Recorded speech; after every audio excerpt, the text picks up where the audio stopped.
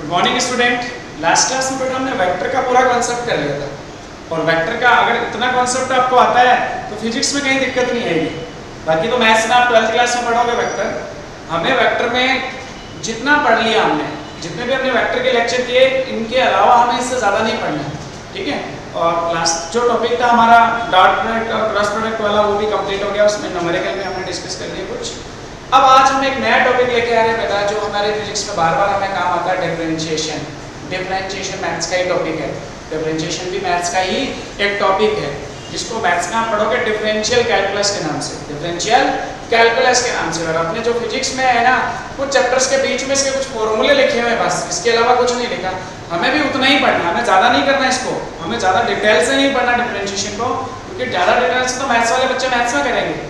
अपने को डिफरेंशिएशन को कहाँ कैसे काम में लेना होता है फिजिक्स में, उसके बारे में सोचना है, ठीक है ना। तो देखो, हम दो टॉपिक करेंगे मैथ्स के, और डिफरेंशिएशन और इंटीग्रेशन। उसके बाद हम अपने सिलेबस पे आ जाएंगे, जब हमारा चैप्टर 0 फिनिश हो जाएगा ऑलमोस्ट, तो हम लास्ट डिफरेंशिएशन और इंटीग्रेशन देखेंगे। और डिफरेंशिएशन और इंटीग्रेशन दोनों का मतलब समझो क्या है। तो जब भी हम फिजिक्स में डिफरेंशिएशन और इंटीग्रेशन एक दूसरे के रेसिप्रोकल होते हैं, डिफरेंशिएशन और इंटीग्रेशन जो दो हम टर्म्स लिखेंगे वो एक दूसरे के क्या होती है बेटा, रेसिप्रोकल। मतलब डिफरेंशिएशन इंटीग्रेशन एक दूसरे के रेसिप्रोकल कैसे होंगे। डिफरेंशिएशन का मीनिंग होता है डिफरेंशिएट, मतलब कोई पार्ट है आपके पास, कोई एक एरिया है टोटल, उसको आपको डिफरेंशिएट करना है, उसको पार्ट्स में तोड़ना है, तब तो उस सिचुएशन में उसका डिफरेंशिएशन करना होता है।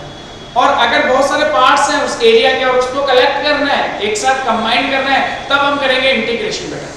तो फिजिक्स में कई बार ऐसा होता है हमें पार्ट्स में तोड़ना होता है एरिया को, या कोई भी फिजिकल क्वांटिटी होगी उसको हमें पार्ट्स में पढ़ना होता है, तब हम उसका डिफरेंशिएशन करेंगे। और कई बार उसको कलेक्ट करना होता है, उन पार्ट्स को, सब एरियाज को कलेक्ट करना होता है, तब हम इंटीग्रेशन करेंगे, ठीक है। अब देखो, डिफरेंशिएशन का एक और कॉन्सेप्ट मैं बताता हूँ। जैसे अपन रेट ऑफ चेंज पढ़ते हैं ना, तो वहाँ डिफरेंशिएशन काम होता है। जैसे आपने देखो करंट की डेफिनेशन सुनी होगी 10th क्लास में, electric current, rate of change of charge flowing through a conductor is called electric current. Rate of change of charge flowing through a current through a conductor is called electric current. तो rate of change की बात करते हैं, मतलब एक की value है, उसका हम किसी दूसरी वैल्यू के रेस्पेक्ट में स्टडी करते हैं, तो उसे हम बोलते हैं डिफरेंशिएशन। उस केस में उसका हम क्या करते हैं, डिफरेंशिएशन। जैसे देखो वेलोसिटी की डेफिनेशन आपने पढ़ी थी, rate of change of displacement, time के अकॉर्डिंग डिस्प्लेसमेंट वेरी कर रहा है, तो मतलब एक वेरिएबल दूसरे वेरिएबल के साथ वेरी कर रहा हो, उस केस में हम उसका डिफरेंशिएशन करते हैं। एक्सेलरेशन आपने पढ़ा था, rate of change of velocity, मतलब वेलोसिटी और टाइम, तो टाइम के अकॉर्डिंग आपकी वेलोसिटी इंक्रीज कर रही है, तो उस केस को भी आपने बोला डिफरेंशिएशन, वो भी आपका एक डिफरेंशिएशन का एग्जांपल है। इस टाइप से हम फिजिक्स में बहुत जगह डिफरेंशिएशन को काम में लेते हैं। तो डिफरेंशिएशन का मीनिंग आपको क्लियर हो गया कि कैसे हम इसको डिफाइन करेंगे। जैसे देखो मैं आपको सिखाता हूँ, दो वेरिएबल होते हैं, वेरिएबल तो समझते हो जिनकी वैल्यू चेंज होती है। मैंने लिखा कि सपोज दो वेरिएबल है मेरे पास, x एंड y, x और y दो वेरिएबल है, और मैं बोलूं कि जो y की वैल्यू है वो x पे डिपेंड करती है। मैं बोलूं y is a function of x, y is a function of x, y suppose function x की फॉर्म में केवल है, तो y की जो वैल्यू है वो x पे डिपेंड करेगी, y की जो वैल्यू है वो किस पे डिपेंड करेगी, x पे। तो y is a function of x, इसका मतलब जो y है वो x पे डिपेंड करेगी। अगर मैं इसको डिफरेंशिएट करूं, मतलब मैं y की वैल्यू चेंज करूं विद रिस्पेक्ट टू x, तो डिफरेंशिएट करूंगा तो मैं इसको लिखूंगा dy by dx, ये इसका सिंबल है। Differentiation of y with respect to x, x variable है आपके यहाँ पे, x क्या है, वेरिएबल। तो जब आप x वेरिएबल का इसको चेंज करोगे तो ये वैल्यू भी चेंज होगी। अगर मुझे इसको डिफरेंशिएट, मतलब एक का दूसरे के रिस्पेक्ट में स्टडी करना हो, x का y के रेस्पेक्ट में करना हो या y के x के रेस्पेक्ट में, तो हम उसको लिखेंगे dy by dx या dx upon dy। इनका मीनिंग समझो क्या होता है, ये d by dx, ये d by dy, और यहाँ लिखा y का, यहाँ पे लिखा x का। Differentiation of y with respect to x, इसका मीनिंग होगा differentiation of y with respect to x, differentiation of y with respect to x आपको ऐसे लिखना होगा, ये सिंबल है डिफरेंशिएशन का।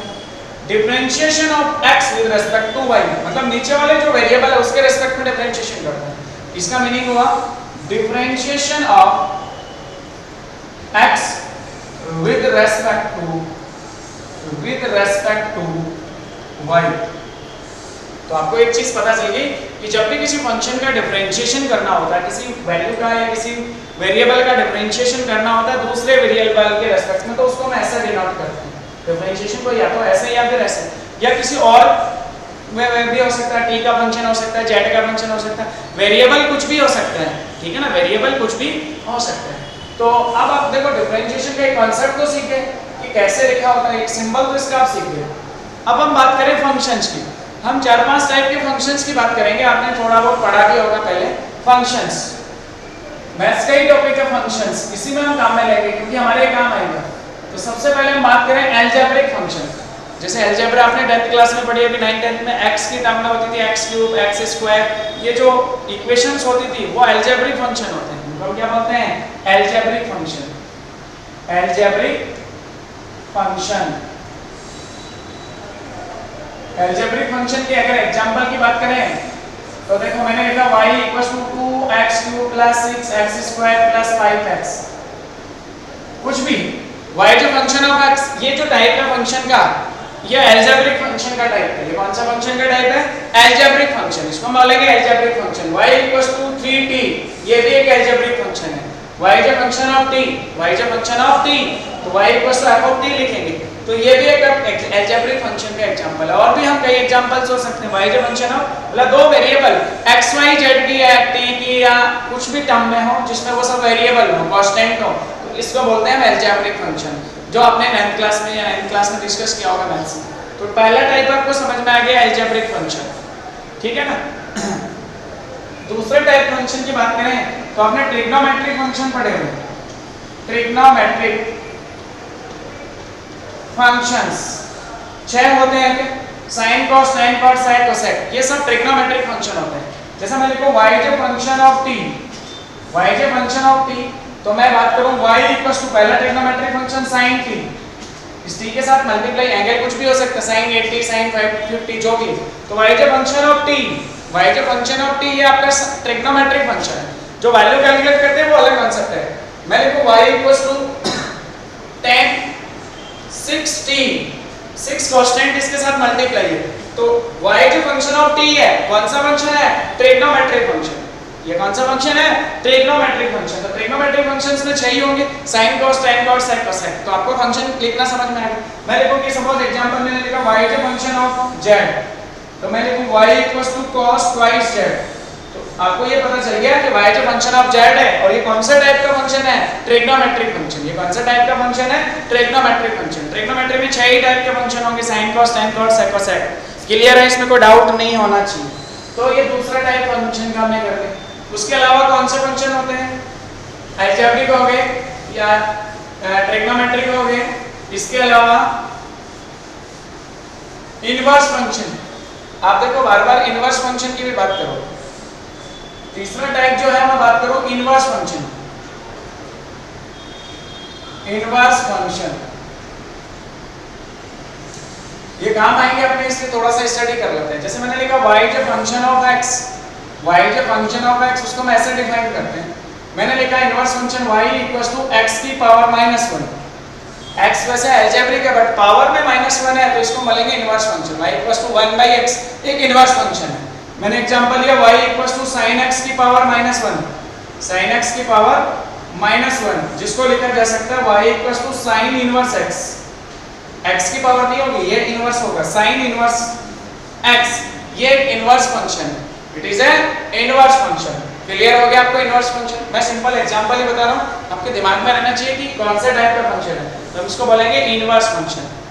लॉगरिथमिक फंक्शन, लॉग के बारे में आपने पहले नहीं सुना होगा, आप पढ़ोगे, पहले वाली मैथ्स में हुआ करता था लॉगरिथमिक फंक्शन। y जो फंक्शन ऑफ x, y जो फंक्शन ऑफ x, अगर अपन लॉगरिथमिक फंक्शन डिफाइन करें, लॉगरिथमिक फंक्शन, मैंने लिखा y जो function of x, logarithmic function का कोई एग्जांपल बताओ। तो आप लिखोगे y = log x, इसका बेस e होगा। log जो फंक्शन है ना, वो भी अपन डिफाइन करना सीखेंगे। log के बारे में मैथ्स में भी पढ़ोगे, फिजिक्स में भी और केमिस्ट्री में, तीनों जगह आएगा। y जो function of x logarithm function को log से डिफाइन करते हैं अपन। किससे डिफाइन करते हैं बेटा? log से। तो अपन उसको ऐसे लिखेंगे। अब इसके साथ कुछ भी हो सकता है, या 5x ax जो भी है, इसको हम बोलेंगे लॉगरिथमिक फंक्शन। और लास्ट आपका है exponential function. Exponential function, exponential function को कैसे डिफाइन करेंगे? y is a function of x। आपके एक्सपोनेंशियल फंक्शन डिफाइन करना है तो उसको हम लिखेंगे y equals to e to the power ax। ये एग्जांपल हो सकता है y equals to e to the power ax plus b, where a और b कांस्टेंट। e की पावर में कोई फंक्शन है, y के फंक्शन ऑफ x था तो यहाँ पे x ही लिया, वेरिएबल क्या हमारा x ही है। तो e की पावर x वाला या e की पावर ax, e की पावर ax प्लस b, ये सब कौन से एग्जांपल है? एक्सपोनेंशियल फंक्शन के। ये किसके एग्जांपल है बेटा? एक्सपोनेंशियल फंक्शन के, जहां पे e की वैल्यू 2.3 समथिंग होती है, कांस्टेंट होती है ये वैल्यू, तो 2 पॉइंट समथिंग होती है। इस टाइप के फंक्शन होते हैं, इनको हम एक्सपोनेंशियल फंक्शन बोलते हैं। इनको हम क्या बोलते हैं बेटा? Exponential function. ये जो मैंने 5 टाइप आपको बताए हैं, ये सब अपने फिजिक्स में काम आएंगे, इसलिए थोड़ा सा आपने डिस्कस किया है फंक्शंस के बारे में। किसके बारे में डिस्कस किया? फंक्शंस के बारे में। अब देखो मैं कुछ इंपॉर्टेंट फॉर्मूले लिखता हूँ, कुछ फॉर्मूले लिखता हूँ, फिर उसके बाद अपन आगे बढ़ेंगे। जो डिफरेंशिएशन के फॉर्मूले हैं वो अपने को ध्यान में रखने हैं, अपन फॉर्मूले ही सीखेंगे, अपन ज्यादा डिटेल से नहीं जाएंगे, ठीक है ना। कुछ फॉर्मूलेस की बात करते हैं। फॉर्मूले of differentiation, formulas of differentiation. First formula, अगर आपके पास कोई कांस्टेंट क्वांटिटी है y इक्वल्स टू कांस्टेंट, मैंने लिख दिया कांस्टेंट है, कोई वेरिएबल नहीं है। एग्जांपल की बात करें, y इक्वल्स टू कांस्टेंट को कैसे डिनोट कर लिया सपोज, इसका मुझे किसी भी वेरिएबल के रेस्पेक्ट में डिफरेंशिएशन करना हो, सपोज मैं लिखूं dy by dx, dy by dt, dy by dz, कुछ भी लिखूं, इसका डिफरेंशिएशन हमेशा 0 होगा। अगर कांस्टेंट अकेला है उसको देखते ही मार दो 0, डिफरेंशिएशन क्या होगा उसका? 0। अगर कांस्टेंट अकेला मिल जाता है उसको मार दो, उसका आंसर 0। इसका मीनिंग हुआ differentiation of a constant quantity is always 0। कुछ भी कांस्टेंट हो और किसी भी वेरिएबल के रेस्पेक्ट में उसका डिफरेंशिएशन करना पड़े, वो हमेशा क्या आएगा बेटा? 0 आएगा। ये आपको रटा हुआ रहना चाहिए, ठीक है। मैथ्स में डिटेल से पढ़ोगे, बहुत ज्यादा पढ़ोगे, हमें कुछ कॉन्सेप्ट काम में कहीं कहां बीच-बीच में डेरिवेशन में काम में लेना है, इसलिए हम केवल फॉर्मूलाज ध्यान में रखेंगे। तो अगर एक कांस्टेंट गिवन है और उसका डिफरेंशिएशन करना पड़े, केवल कांस्टेंट हो, उसके साथ कुछ भी मल्टीप्लाई नहीं हो, तो डिफरेंशिएशन ऑलवेज 0 होगा। डिफरेंशिएशन ऑलवेज क्या होगा? 0 होगा। ये हमारा फर्स्ट फार्मूला था। सेकंड फार्मूला, सेकंड फार्मूला की बात करें हम कि मैं कांस्टेंट के साथ कोई वेरिएबल मल्टीप्लाई करूं, मैंने लिखा y इक्वल्स टू, कांस्टेंट मैंने c मान लिया और इसके साथ कोई फंक्शन हो x का, एक फॉर्मूला बनाते हैं, फिर अपन एग्जांपल भी सॉल्व करेंगे। मैंने लिखा y equals to c f of x, where c is constant, where c क्या है? Constant, c is constant. अब आप ऐसा नहीं करोगे कि सर कांस्टेंट आ गया डिफरेंशिएशन 0 होगा, नहीं, केवल कांस्टेंट होता, फंक्शन नहीं होता, x का फंक्शन नहीं होता यहाँ पे, तब 0 होता। बट यहाँ पे वेरिएबल मल्टीप्लाई है कांस्टेंट के, तो इसका जो डिफरेंशिएशन का फॉर्मूला है वो देखो बेटा, इसको लिखेंगे जैसे सपोज ये x का फंक्शन था, तो y का डिफरेंशिएशन करना विद रिस्पेक्ट टू x, हम लिखेंगे dy by dx, dy by dx। जो कांस्टेंट है वो ऐसे कैसे रहेगा, और जो हमारा फंक्शन है f of x, उसका हम डिफरेंशिएशन कर लेंगे, इसका हम क्या कर लेंगे? डिफरेंशिएशन। ये इसका फॉर्मूला होगा कि अगर एक कांस्टेंट और एक वेरिएबल साथ में मल्टीप्लाई हो, कांस्टेंट और वेरिएबल साथ में मल्टीप्लाई हो, तो कांस्टेंट चुपचाप बैठा रहेगा, उसको कुछ नहीं बोलना, उसका 0 नहीं होगा डिफरेंशिएशन, और जो वेरिएबल है उसका डिफरेंशिएशन कर देना, ठीक है। अभी फॉर्मूला सीखेंगे डिफरेंशिएशन के आगे। तो ये तो बेसिक फॉर्मूला है कि जब एक कांस्टेंट और वेरिएबल साथ में मल्टीप्लाई हो तो कांस्टेंट को एज इट इज रखना है और जो वेरिएबल है उसका हमें डिफरेंशिएशन कर देना है, ठीक है। ये सेकंड फॉर्मूला हो गया। थर्ड केस में आपके पास फॉर्मूला कुछ इस टाइप का भी हो सकता है कि बहुत सारे वैल्यूज, बहुत सारे फंक्शंस, जैसे मैंने लिखा y equals to c1 f1x plus minus c2 f2x plus minus c3 f3x, इस टाइप की कोई कंडीशन हो, फॉर्मूला बना रहे हैं, बहुत सारे फंक्शन प्लस हो रहे हो या माइनस हो रहे हो, एडिशन हो चाहे सब्ट्रैक्शन हो, कुछ भी हो, उनके साथ कांस्टेंट भी मल्टीप्लाई है, c1 c2 c3 कांस्टेंट है। मुझे इसका डिफरेंशिएशन करना पड़ेगा विद रिस्पेक्ट टू x, क्योंकि वेरिएबल मेरा x ही है, तो मैं लिखूंगा dy/dx इक्वल्स टू इस पूरी का डिफरेंशिएशन, इसका डिफरेंशिएशन और इसका डिफरेंशिएशन। एक बार तो फॉर्मूला यही होगा dy/dx पूरा एज इट इज पुट कर देंगे, c1 f1x plus minus c2 f2x plus minus c3 f3x। अब आपको क्या करना है, dy/dx इसमें से c1 कांस्टेंट डिफरेंशिएशन से बाहर, इसका डिफरेंशिएशन करेंगे dy/dx f1x प्लस माइनस फिर नेक्स्ट वाले से c2 बाहर आ जाएगा dy/dx f2x plus minus c3 dy/dx f3x। ये इसका सॉल्यूशन होगा। मतलब जो अलग अलग वेरिएबल है कांस्टेंट के साथ मल्टीप्लाई, तो सबका अलग अलग डिफरेंशिएशन कर लो और सबका जो भी आंसर है उसको ऐड कर दो, ठीक है। इसमें c1 c2 c3 आपके कांस्टेंट है, वो एज इट इज रह जाएंगे, ठीक। तो ये आपका तीसरा फॉर्मूला हो गया। नेक्स्ट फॉर्मूला देखो बेटा, अगर दो फंक्शन मल्टीप्लाई में है, अगर दो फंक्शन किसमें हो बेटा, मल्टीप्लाई में, और उनका डिफरेंशिएशन करना, दो वेरिएबल मल्टीप्लाई में, दो वेरिएबल कुछ भी हो सकते हैं, वो कोई भी फंक्शन हो सकते हैं, दोनों अलजेब्रिक फंक्शन भी हो सकते हैं, दोनों ट्रिग्नोमेट्रिक फंक्शन भी हो सकते हैं, एक अलजेब्रिक एक ट्रिग्नोमेट्रिक, एक अलजेब्रिक एक एक्सपोनेंशियल, एक लॉगरिथमिक एक एक्सपोनेंशियल, कुछ भी हो सकता है। अगर दो फंक्शन मल्टीप्लाई में है, सपोज मैंने लिखा y equals to f of x into g of x, दो फंक्शन मल्टीप्लाई में अलग अलग है, दो फंक्शन अलग अलग मल्टीप्लाई में है, और फिर मुझे इसका डिफरेंशिएशन करना पड़ेगा विद रिस्पेक्ट टू x, और दोनों के वेरिएबल सेम x ही है, सब या t है या z है, जो भी है, मुझे लिखना पड़ेगा dy/dx। तो मैं इसमें छोड़ो पकड़ो विधि बोलूंगा, मैं इसको बोलूंगा, ये 4 नंबर का फॉर्मूला है, इसको हम बोलते हैं छोड़ो पकड़ो विधि, हिंदी में याद रखो, छोड़ो पकड़ो विधि। इससे शॉर्ट ट्रिक से जल्दी याद होता है, छोड़ो पकड़ो, इसको हम बोलते हैं बेटा छोड़ो पकड़ो। जैसे आपने f ऑफ x को छोड़ा, differentiation of g of x plus, बीच में हमेशा प्लस है, सेकंड वाले फंक्शन को छोड़ा, फर्स्ट वाले फंक्शन का डिफरेंशिएशन किया, ये छोड़ो पकड़ो विधि है। एक फंक्शन को छोड़ा, दूसरे का डिफरेंशिएशन, प्लस पहले जिसको छोड़ा था उसको पकड़ा और दूसरे वाले को छोड़ दिया, इसे हम बोलते हैं नेक्स्ट छोड़ो पकड़ो विधि। इसे हम क्या बोलते हैं बेटा, छोड़ो पकड़ो विधि। आपको ध्यान में रखनी है, हिंदी में याद रख लो, एक अगर दो फंक्शन मल्टीप्लाई है, दो से ज्यादा मल्टीप्लाई है ना, तो दो छोड़ने पड़ेंगे।